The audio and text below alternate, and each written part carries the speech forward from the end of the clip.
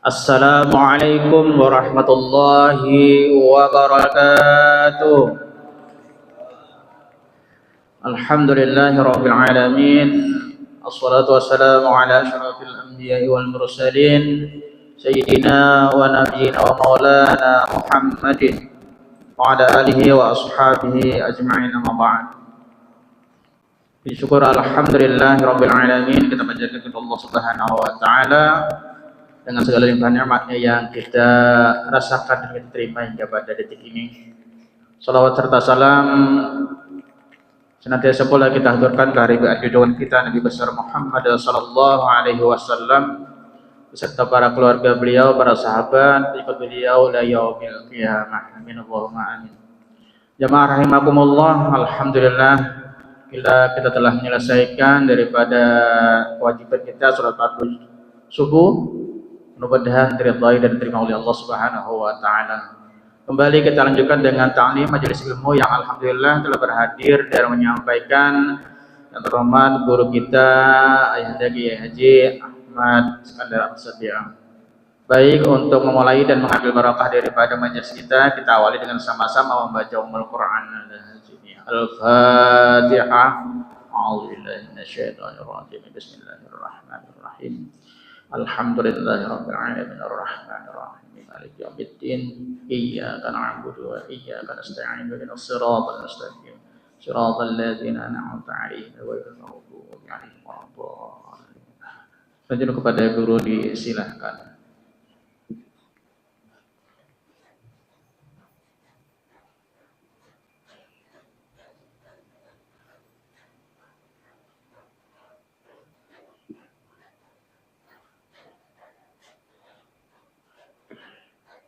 Assalamualaikum warahmatullahi wabarakatuh. Bismillahirrahmanirrahim. Alhamdulillahi rabbil alamin.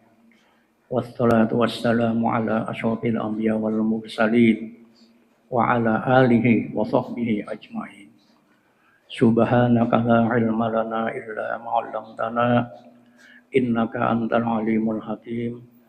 Wala haula wala quwata illa billahil aliyil azim. Amma ba'du. Bapak-bapak, ibu-ibu, jamaah salat subuh Masjid Al-Furqan yang dirahmati dan yang dimuliakan Allah.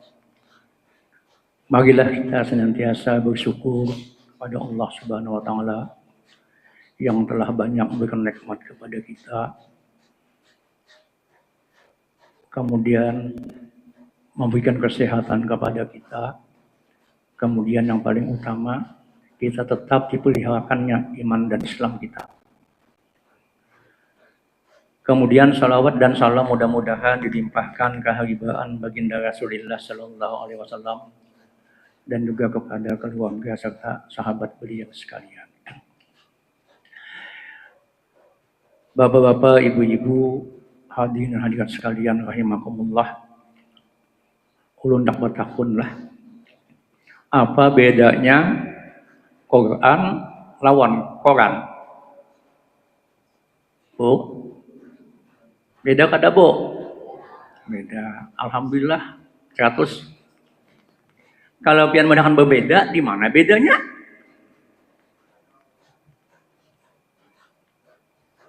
Nah, bila beda tuh pasti beda definisinya.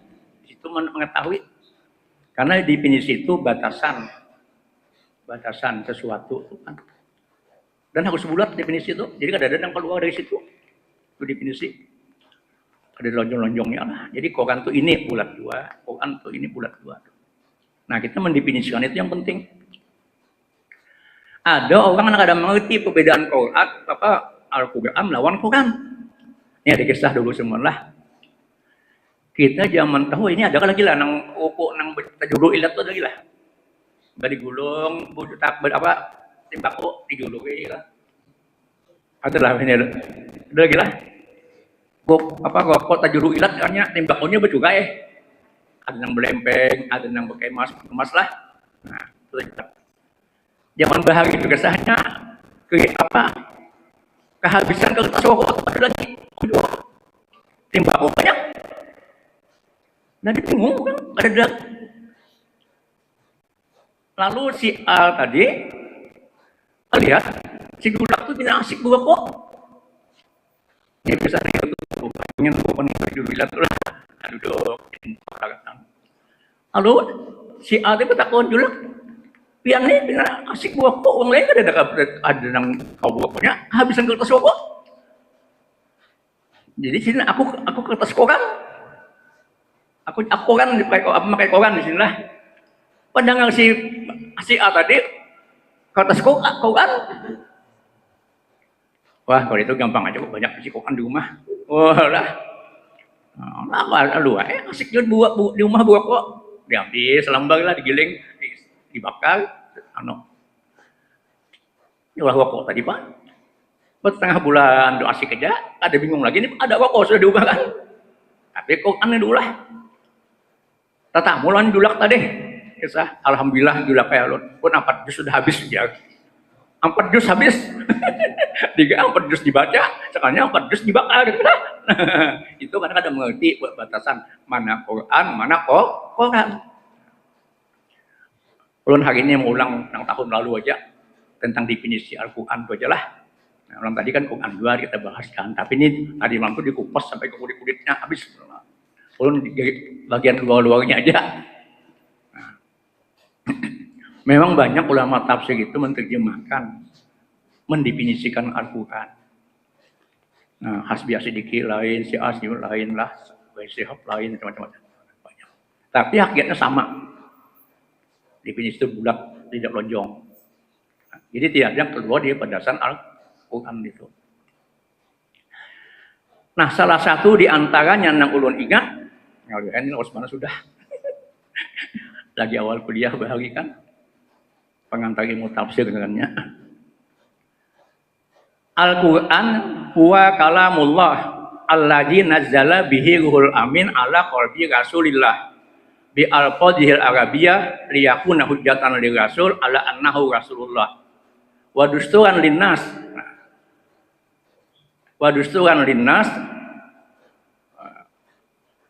liyakuna hujjatan lil rasul ala annahu rasulullah wa dusturan linnas yahtaduna bihuda wa yata'abbaduna bitilawati. Ini ulang singkat lagi kan. Al-Quran huwa kalamullah. Al-Quran adalah kalam Allah. Tadi malam dijelaskan kalam kan. Nah, kalam yang mana? Kalau kita mengaji tauhid kan, selain Allah itu adalah alam, makhluk, muhaddas, diciptakan. Selain Allah. Sifatnya apa? Berbeda dengan sifat Allah.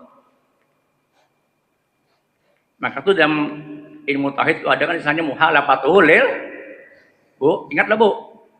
Muhalafatuhu lil berbeda dengan segala yang baru. Kalau manusia perkataan manusia ada huruf, ada suara. Kalam Allah ada huruf, ada suara. Kayak apa? Ya itu maksudnya. Laisa, tapi dapat dipahami. Nah, makanya Nabi Musa waktu menerima wahyu dari Allah di Gunung Tursina itu kan langsung menerima kalam Allah yang laisa kami sayun tadi. Nabi Musa diberikan Allah kekuatan memahami kalimat Allah tadi, kalam tadi kan. Nah, jadi harus pakai alat juga menangkapnya tuh. Kalamullah, kalam Allah atau wahyu Allah. Nah, berarti Al-Quran itu dapat dipastikan pasti wahyu. Bila ada wahyu bukan Al-Quran. Satu dulu modalnya, harus wahyu.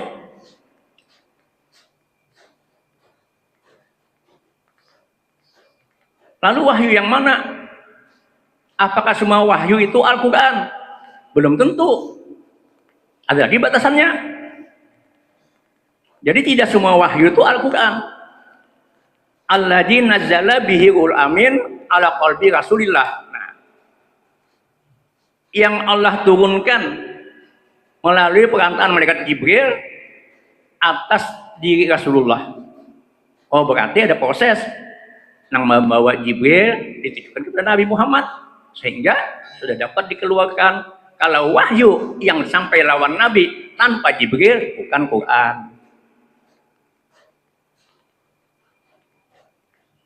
Atau wahyu yang disampaikan Jibril tapi lawan nabi yang lain bukan Quran.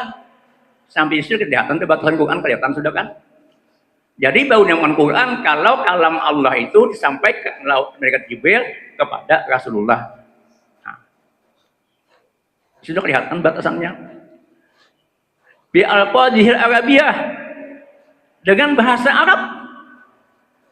Nah, itu Al-Quran. Berarti kalau sudah diterjemahkan Al-Quran kepada bahasa lain, bukan Al-Quran lagi namanya. Ada kalimat tambahan terjemahan Al-Quran. Bi al-fadhil Arabiyah. Lalu fungsinya apa? Liyakuna hujjatan li Rasul.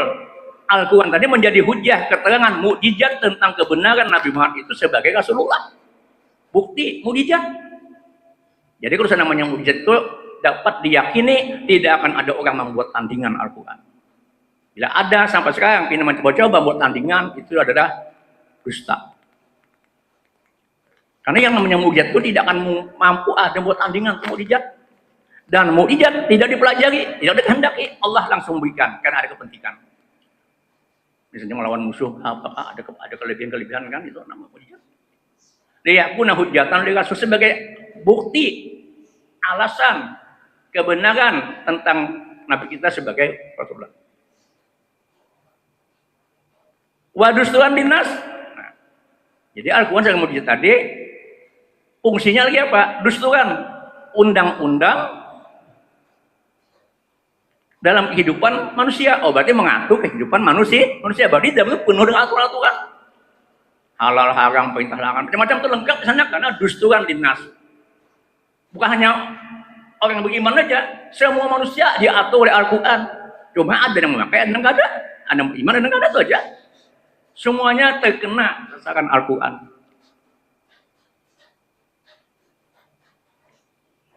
Wa dusturan dinas.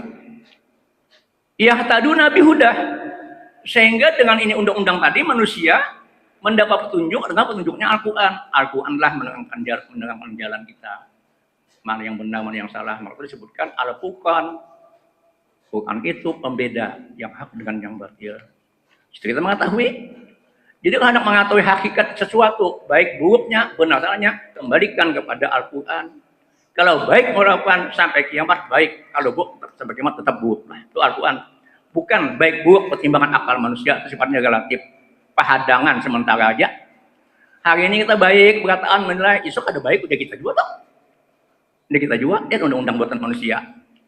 Ada nggak sampai setahun direvisi, padahal otaknya itu uangnya. Karena ada kepentingan lah. Nah, hilang kepentingannya, ada pengertian lain, lupa. Nah, itu buatan manusia. Sampai hari ini belum ada orang ribut mengamandemen Al-Quran. Ada lagi kan? Nah. Ya, tadu Nabi Hudah. Al-Quran tadi menjadikan petunjuk bagi manusia. Nah. Huda linnas wa bayyinatin minal huda wal furqan. Wa yata'abbaduna bi tilawati dan menjadikan ibadah setiap kita membaca Al-Quran. Jadi ibadah. Jadi paham kada paham artinya asal dibaca bernilai ibadah. Ada yang tanggung tuh. Tunggal hukuman Tuhan membagi hukum, membagi nilai. Nilainya apa hukum? Nah ini batasan Quran kan. Wa kalamullah alladzina najala bihul amin ala qalbi Rasulillah bi al-fajil arabiyah liyakuna hujjatan li Rasul ala annahu rasulullah wa dusturan linnas. Yahtadu Nabi Huda wa tabadu Nabi Tilawati. Ini sebahagian daripada definisi Al-Quran. Nah, di sini tadi disebut kalamullah, sudah dijelaskan tadi malam. Ada beberapa tahapan kan, Lauh Mahfuz lah, Baitul Izzah sampai ke dunia. Nah, jadi itu proses Al-Quran.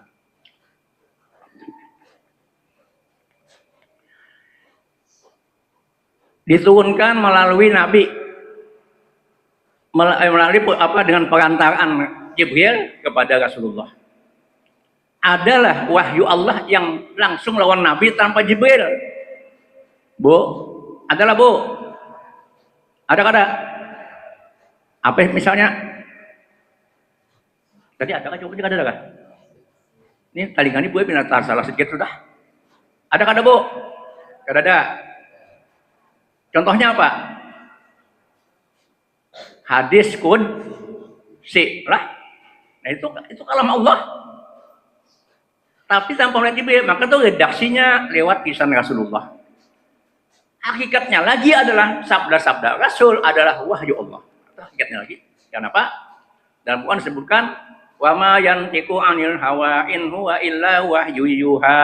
Nah, nabi kita itu hakikatnya sabda Rasul pun adalah wahyu Allah.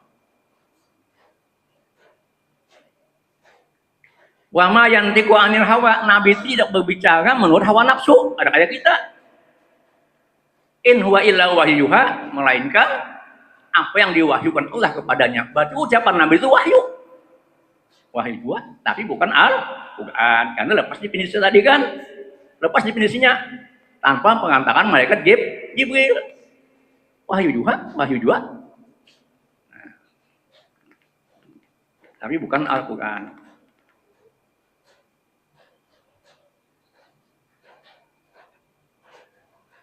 Bi al-fazihil Arabiyah. Nah, dengan lafaz kalimatnya berbahasa Arab, tadi mana juga dijelaskan. Karena Nabi orang Arab, perlu ada pemahaman dan sebagainya dalam rangka pelaksanaan tugas. Jadi itu ada penyesuaian kan. Sasarannya pun orang Arab juga. Ada mungkin Nabi turun di sana bahasa Cina lah. Hanya Nabi bahasa Cina, bahasa Jerman, mungkin kan. Jadi harus sesuai yang dapat dipahami. Karena kita kan kalau memandai orang dalam kata usia itu kan khatibu bika dari ukulihim, hitablah, ceramahilah bubuhannya itu menurut kadar pengetahuan mereka. Ini kada ceramah setinggi langit, kada paham kan? Apa sebenarnya banyak nang pina husuk mana-mana, soalnya guingan, kada paham. Nah itu ketinggian pulang tuh lah. Nah jadi nang bika dari ukulihim menurut kadar kemampuan para pendengar. Nah kalau sampai tinggi-tinggi, jadi bi al-fazihil Arabiyah sekarang mudah dipaham. Berarti kalau tadi Al-Quran sudah diterjemahkan berbagai bahasa. Sekarang sudah banyaklah Al-Quran yang bercerita khusus. Indonesia sudah jelas lama sudah ada kan. Nah, di Saudi itu hampir semua bahasa ada dicetaknya. Dan itu diwakafkannya aja. Coba kalau kita pulang haji, pulang umrah tuh kadang-kadang. Kadang dibaginya terjemahan Al-Quran. Nah ada terjemahannya, tapi bukan buatan Departemen Agama dicetak oleh Saudi kan, dibaginya biasa dulu tuh bahwa dia mendapatkan dari Mekah dapatnya. Nah bahasa agama lain bangsa lain kayak itu juga ya Cina lengkap semua. Jadi semuanya itu bukan Al-Quran, terjemahan Al-Quran. Nah kalau Al-Quran itu mengandung beberapa hukum Al-Quran banyak dalam memuliakan Al-Quran. Maka kalau terjemahannya kada berlaku hukum Al-Quran, karena bukan Al-Quran lagi. Bolehlah bu, sholat Fatihah bahasa Indonesia bu. Lalu saya Fatihah, Bismillahnya aja, sah kada?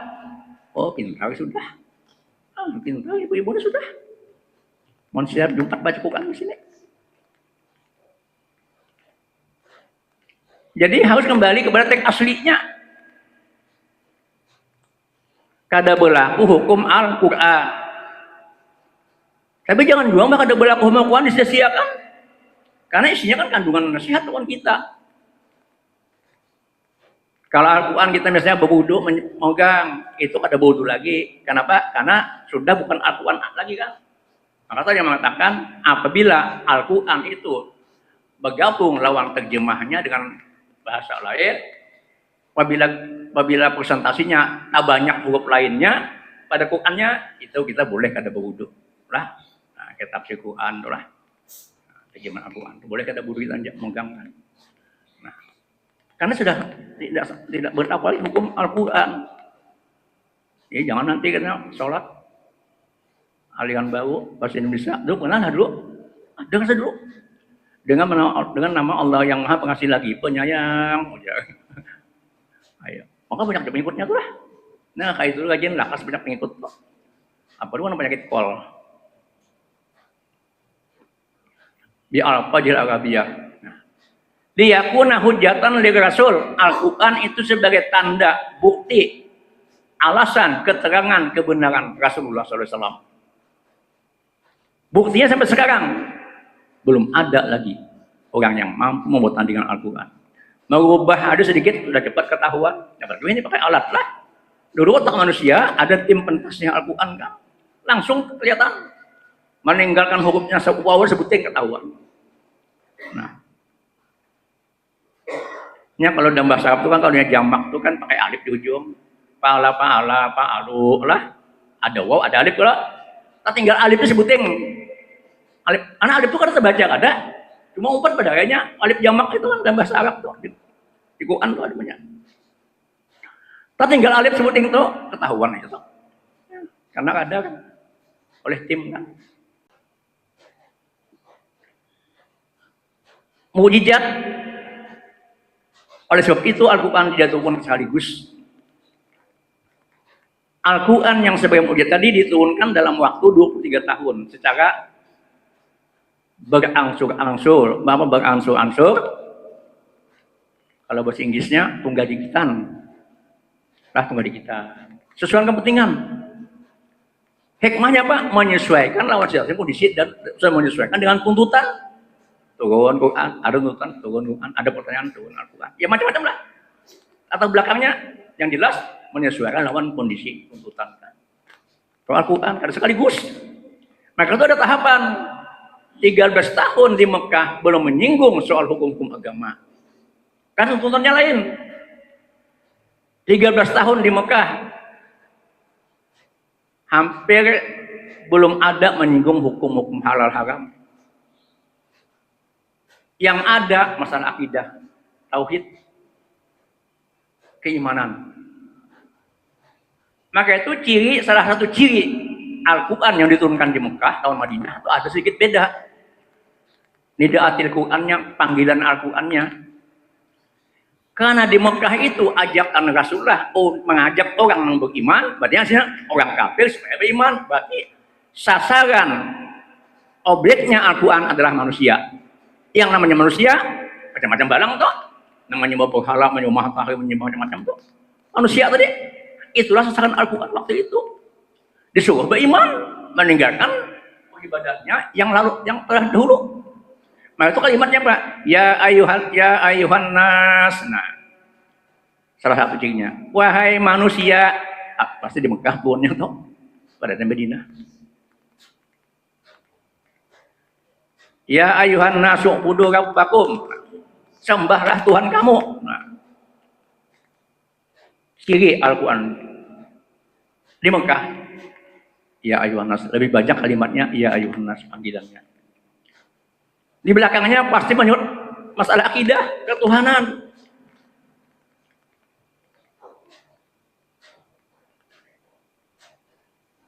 Tiga 13 tahun. Itu pun ada mulus Nabi kita berjuang. Tantangan demi tantangan tuh. Ada gak gampang ubah keyakinan orang. Ada gak gampang tuh. Nah, orang menyembah berhala, disuruh menyembah yang ada jelas bagi mereka kan. Mereka akan menyembah roti. Nah tadi kan Umar itu termasuk yang terlibat makan Tuhan. Umar itu khalifah. Tapi baru Islam. Dan termasuk terlibat membunuh anak perempuannya seorang. Umar, ada gampang-gampang menjadi khalifah. Umar, aku sedih. Umar tuh jadi khalifah di pasang sahabat pernah satu peristiwa terjadi. Beliau tuh menangis sekaligus ketawa. Bingung sahabat. Umar, tadi aku perhatikan engkau menangis, kemudian galak ketawa. Jangan bersegitulah, Nabi bergaya. Ikam tahulah. Aku seumur hidup kadang mungkin melupakan peristiwaku selagi aku belum masuk Islam. Selagi aku masih zaman jahiliyah. 2 peristiwa yang ada mungkin aku lupakan yang terjadi pada diriku dan keluargaku. Karena zaman jahiliyah itu nilai haji perempuan tuh tidak ada artinya sama sekali kan. Hampir tidak ada kesempatan untuk hidup kalau perempuan. Mereka itu bilanya lahir Bini tuh batianan, hamil tuha, dijaga tuh, dijaga sampai beranak. Bila anaknya perempuan, dipersani bila anak bidan selesaikan, langsung lubang 3 awak, 3 kunjungan, tak masuk hidup ke mati kah tanam selesai. Wah bangga banget laki waktu itu kan. Orang jahiliyah tuh suka. Kenapa? Satu kebanggaan tersendiri bila orang itu sanggup membunuh anak perempuannya. Wah, jadi kebanggaan. Menuai ini apa? Bubungulan. Bujuk ada kok. Hah?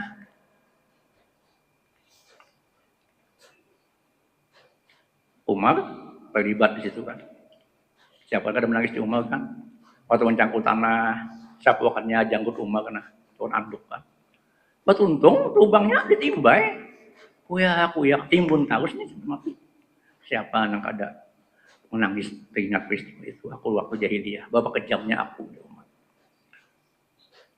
Yang kedua di Umar, kami mengalami pacak blik isinya tentang kekurangan makanan tuh. Sana kada ada makanan. Dan itu beratan orang buka perdagangan ke bari menyambat kosong gandum kosong bagus. Hanya ada di Umar satu-satunya yang barangkali bisa dimakan itu Tuhan di Galawang. Nya waktu itu bilanya bulat, patung Tuhan disembah, bila bilanya berjamur dibuang. Nah, ganti pulang toh. Jadi bila orang tuh tersugih sedikit, 3 belah patung toh, di kamar ini sebuting patung, ini sebuting patung, masing-masing menyembah. Udah Umar kami sebuting tumpang seumahan. Bertanya kan? Nah, tidak ada pilihan lain lagi nih. Sasakan di patung tumpang sudah. Berhala. Lalu patung di anak di muka rumah, di tengah rumah, disembah sekeluargaan.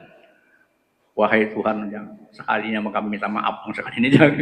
Langsung biasanya pian kami sembah, sekarang kami apa boleh buat? Terpaksa minta tangan pian sebelah. Jadinya tangan Tuhan dimakan seperanakan. Siapa yang ada ketawa udah Umar, otakku ini ada aja tinggal di jalan. Maka itu akal manusia ada jaminan untuk mencapai hakikat kebenaran sesuatu. Itu perlunya wahyu. Kan kalau akal kita bakal berkataan, zaman dulu akal kan akal itu mempertimbangkan baik dan buruk, tapi relatif. Kalau bukan petunjuk Allah, karena buruk baik manusia sifatnya relatif. Hari ini kita buruk, besok kita jual menilai terus yang lain, kita sekarang menilai baik, kurang buruk tadi.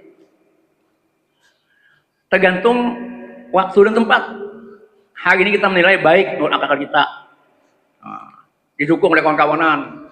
3 hari kemudian salahnya sekali ini sudah baik pulang. Nah itu maksudnya manusia. Nah itu dalam waktu yang berbeda. Dalam waktu atau waktunya bersamaan tapi lain tempat lain pulang pertimbangan akal manusia kan sama tuh ada sama itu akal pada akal berkata tapi ada sama karena penilaiannya relatif buruk dan baik si A baik si B buruk itu sudah penilaian manusia yang menyudahi adalah wahyu Allah hidayah Allah inilah kebenaran yang mutlak. Nah, jadi waktu itu sudah bisa ada gambaran bahwa manusia ini perlu adanya hidayah petunjuk dari Allah. Kenapa Allah sampai 125 mengutus seorang rasul Tuhan? Yaitu dalam rangka untuk meluruskan manusia tadi dengan modal Al-Quran tadi kan. Bapak dan Ibu sekalian rahimakumullah. Jadi Al-Quran yang dijadikan tadi yang dijadikan hidayah alasan sebagai mukjizat tadi mutlak kebenarannya. Nah, jadi tidak ada yang bisa membantah Al-Quran tadi. Dari segi bahasanya aja sudah luar biasa. Sebelum Islam turun di Mekah itu, di Arab itu sudah biasa pertandingan syair itu. Syair ahli sastra itu bikin kalimat yang menakjubkan, macam-macam lah. Pertandingan kayak musabakah juga, mau bahari itu kan biasa.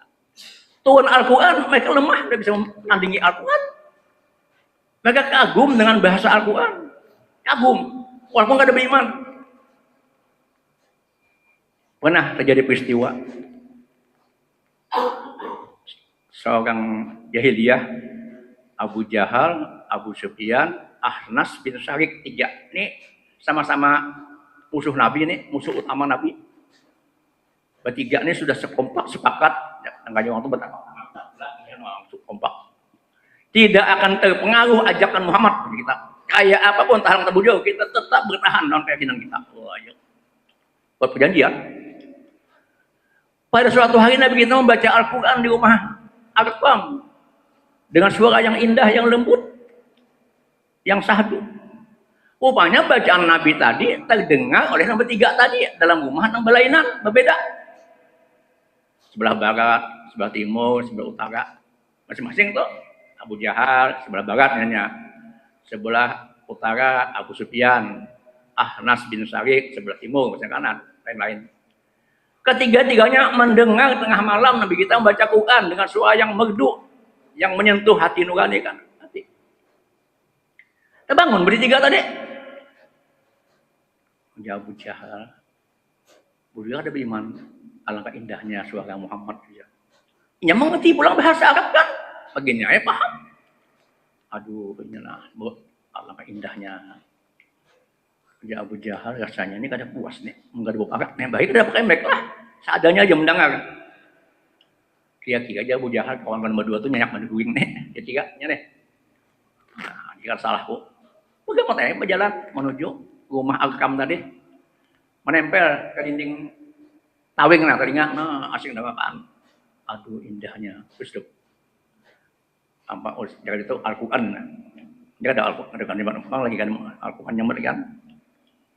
Sekalinya tadi Abu Jahal, Abu Sufyan sama tak bangun juga, terpengaruh juga, kepingin juga. Apakah ujarnya mungkin berdua pada mungkin bangun, sudah berjanji kan?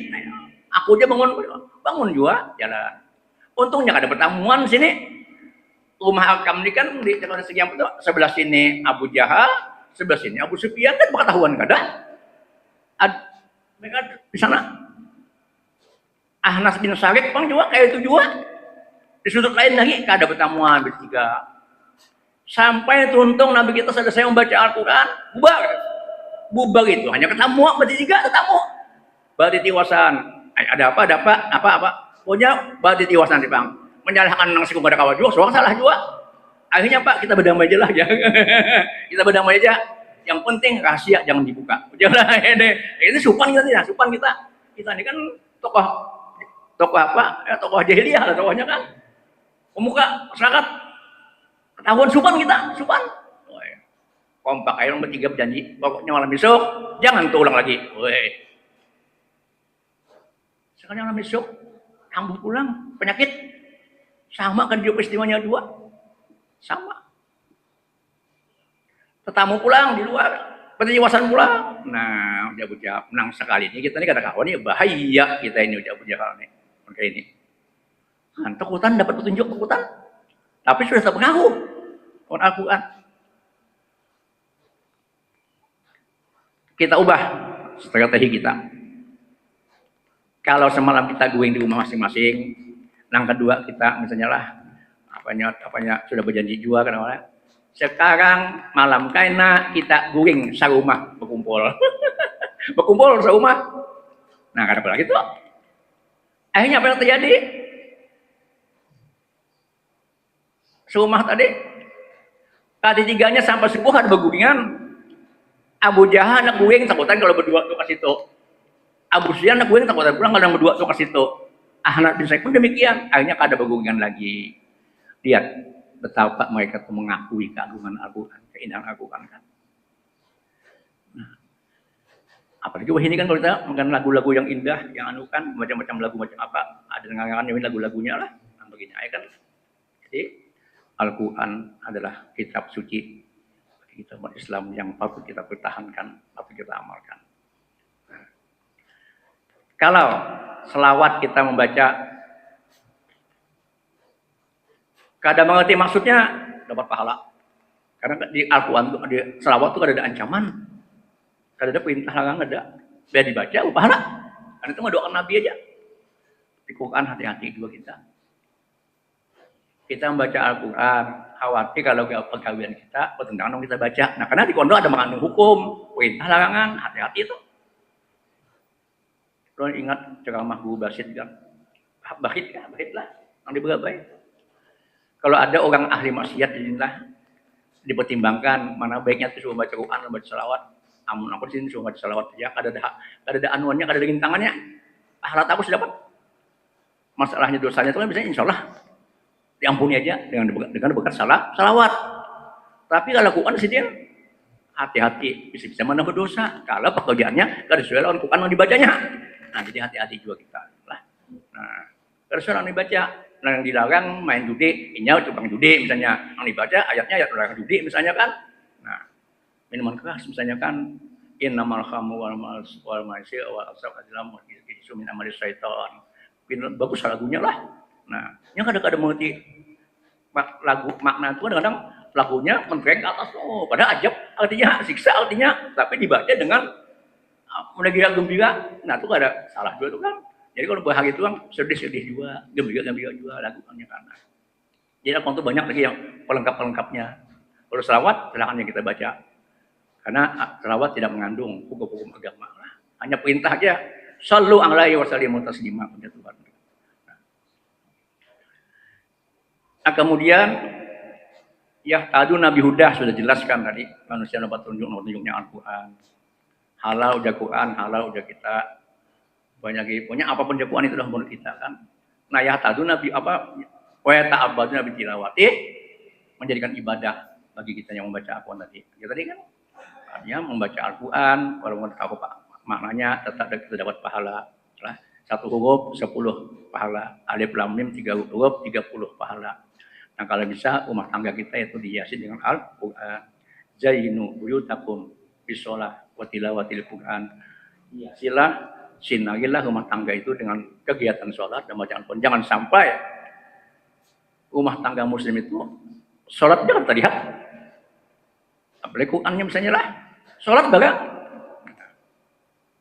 Banyak aja tuh, nggak tahu di sholat tuh. Masih ada ya, masih ada. Nah, jadi jangan sampai mengaku Islam, tapi kita mengajarkan ajaran Islam. Bapak Ibu sekalian rahimakumullah, inilah barangkali sedikit untuk mengambil hikmah kita hari ini 17 Ramadan lah, tanggal 7 turunnya Al-Quran. Mudah-mudahan Allah memberikan petunjuk kepada kita dalam kehidupan kita menuju husnul khotimah dengan petunjuknya Al-Quran. Ampun dan maaf kekurangan. Terima kasih perhatian. Wassalamualaikum warahmatullahi wabarakatuh. Waalaikumsalam warahmatullahi wabarakatuh. Al-Fatihah.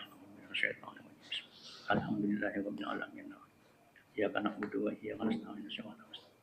Shiratal ladzina an'amta 'alaihim.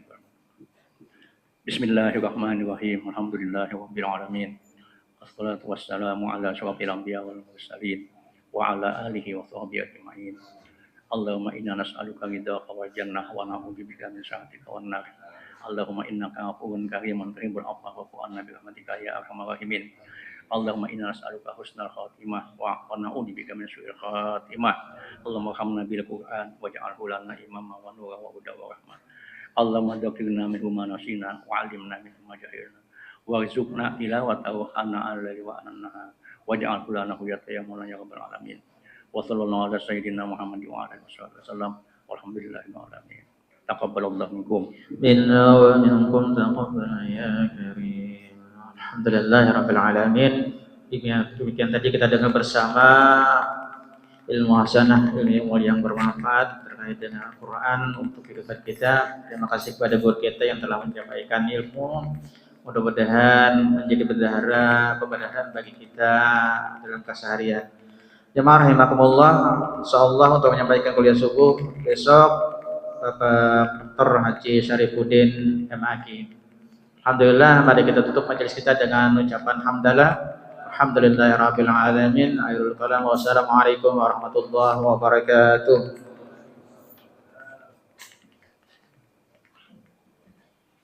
Allahumma shalli Muhammad. Allahumma shalli alaihi wa sallim. Allahumma shalli ala Muhammad. Allahumma shalli alaihi wa sallim. Allahumma shalli ala محمد اللهم صل عليه وسلم اللهم صل على محمد اللهم صل عليه وسلم اللهم صل على محمد اللهم صل عليه وسلم اللهم صل على محمد اللهم صل عليه وسلم اللهم صل على محمد اللهم صل عليه وسلم اللهم صل على محمد اللهم صل عليه وسلم اللهم صل على محمد اللهم صل عليه وسلم اللهم صل على محمد رسول الله يا ربي صل وسلم حبيب الله تقبل الله منكم ومنكم تقبل يا كريم